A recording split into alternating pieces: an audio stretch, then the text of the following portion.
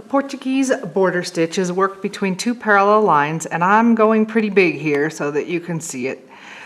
First thing we're going to do is do just long straight stitches between those lines, and we want them to be perpendicular to the two sides of the lines preferably. And we're just going to space them out like rungs on a ladder. You could measure, you could use tiger tape if you wanted to. I'm just going to stitch them. So you're just going to make these long straight stitches however long you want this border to be. I mean, you could keep going for a very long time.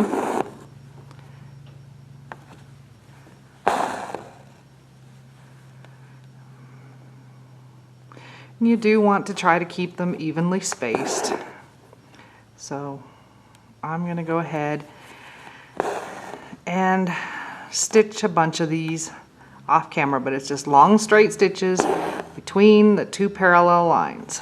Once you've finished putting your rungs on the ladder, you can switch thread colors if you want to. You don't have to. I am doing it for the video so that you can see the two different threads. And a tapestry needle now would be best. I am going to bring my thread up below the bottom rung or the bottom straight stitch a little bit to the right. I'm going to take my needle under the top, the second straight stitch up and the bottom one without catching my fabric, and I'm going from top to bottom. So I'm basically putting a big satin stitch in here, and you probably will end up pulling these a little bit. You don't want to pull them so tight that you have a V. I'm going to take another stitch just like that, moving to the left. I'm going to go under my second rung up, under my bottom one from top to bottom, pull through, and I want that stitch to be to the left of my first one.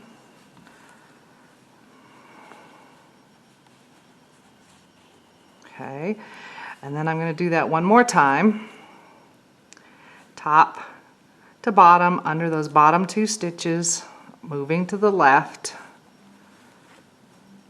You could go to the right too. It doesn't really matter. If you were going to the right, you would have wanted to start a little to the left.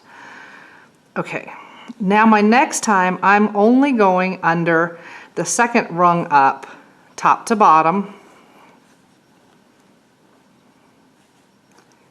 And from here on out, we just keep repeating the same thing. So with as wide as I have these, it would have probably been better with heavier thread. I'm now going to go under the next horizontal stitch that doesn't have anything under it, under that one, and under the one that does have my stitch under it. Wrap it and pull it up.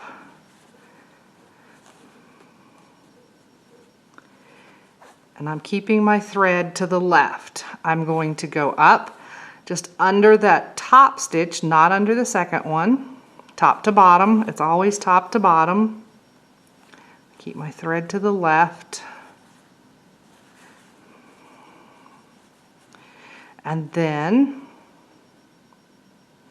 I want to go under the next one that doesn't have anything under it, and under the previous one that did have some under it. Pull up, and then I'm going to go under just the top one. So it's under one, and then the next time is under two, and I'm always keeping my thread to the left and my needle, and then under one, it just goes under one, under two, under one, under two.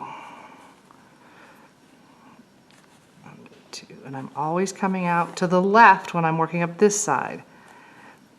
Under one,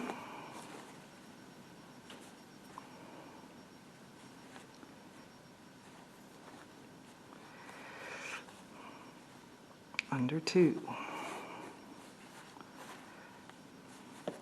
under one. I'm just going to work all the way to the top, doing that same thing. Under two, Whoops, that was pulled a little tight. Under one.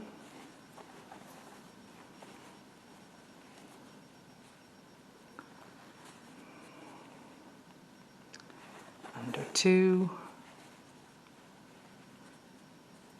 Under one, and so on and so forth, and I will finish this off camera and then come back and show you the right side. When I get to the top, rather than going under one the last time, I'm just going to take my needle down right there, and I will need to finish that off.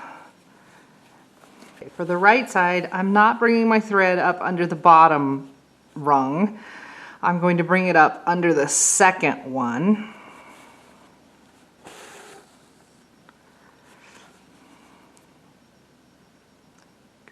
Under two. And then, and this time I'm always keeping my needle and thread to the right. I'm going to go under one on the third one up. And you can push these around a little bit.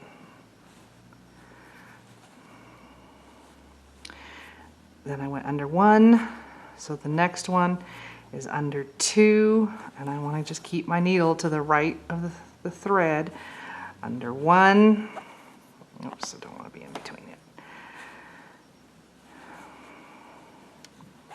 Under two.